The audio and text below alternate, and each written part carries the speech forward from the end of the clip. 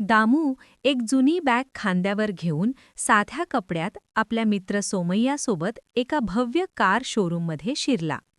शोरूममध्ये सर्वत्र आलिशान वातावरण होतं. चमचमणारे मजले, झगमगाट करणारे दिवे आणि कोट्यावधी रुपयांच्या गाड्या. दामूने आत पाऊल टाकताच सुरक्षारक्षक धावत आला आणि त्याचा मार्ग अडवला. "थांबा," तो कडक आवाजात म्हणाला. "माझ्या बॉसने तुम्हाला इथे पाहिलं तर मला ओरडेल. इथल्या गाड्या खूप महाग आहेत.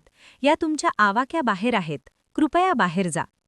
दामू शांतपणे त्याच्याकडे पाहत म्हणाला, "तुम्हाला असं का वाटतं?" रक्षक म्हणाला, "तुमची राहणीमान पाहता हे ठिकाण तुमच्यासाठी नाही." तोपर्यंत आतून कोणीतरी रक्षकाला हाक मारली. संधी साधत दामू आणि सोमय्या शांतपणे आत गेले आणि सोफ्यावर बसले. काही वेळाने एक सेल्स एक्झिक्युटिव्ह त्यांच्याकडे आला आणि शंकेने विचारलं, "तुम्ही कोणासोबत आलात का? कुणाशी वाट पाहताय?" दामू हसत म्हणाला, "नाही, आम्ही कार खरेदी करायला आलो आहोत." हे ऐकताच तो सेल्समन मोठ्याने हसला.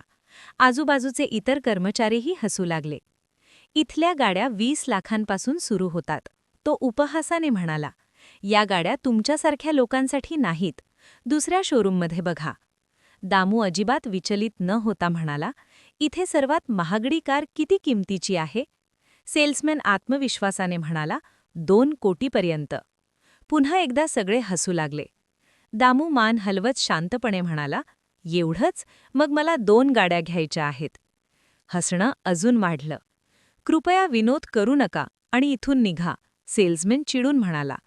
दामू शांतपणे उत्तरला, "मी 50% रक्कम रोख देईन आणि उरलेली चेकने." हळूहळू त्याने आपली बॅग उघडली आणि टेबलावर 1 कोटी रुपये रोख ठेवले. क्षणात संपूर्ण शोरूममध्ये शांतता पसरली. चेहरे फिके पडले, डोळे विस्फारले. दामू म्हणाला, "कृपया तुमच्या मॅनेजरला बोलवा." मॅनेजर धावत आला. पैसे पाहताच तो थबकला. मग दामूकडे नीट पाहून अविश्वासाने विचारलं, "तुम्ही श्री दामोदरन पाटील आहात का?" "हो," दामू शांतपणे म्हणाला.